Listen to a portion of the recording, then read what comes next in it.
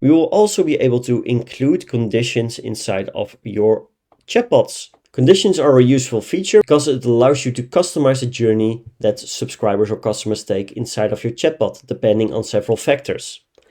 If you want to add a condition, just go to the right and press the Add Condition group. From here, you will be able to set up the condition to match all the conditions or to any of the conditions. So if you set up more conditions and the user only needs to match any of the conditions, then you can set it up as that type. If it needs to match all the conditions that you set, you can choose the All Conditions option. To add a condition, just press the Add Condition.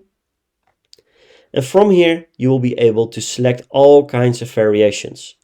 We can set up a condition by tag, a sequence subscription, an email sent, delivered, opened or clicked, whether or not the user has opted in for email, SMS, select by opted in date by minutes ago, last seen, and we have a whole ton of more options that you can choose from.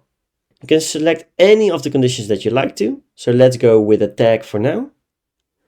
Then you will be able to select the operator. So has any of the following tags or has none of the tags that we are going to select. Then you will be able to select the tag itself. So for example, let's say it should have any of these tags. So downloaded lead magnet or finished onboarding. Press save. And you will now see a good representation of your condition. You'll see has a tag in downloaded lead magnet or finished the onboarding.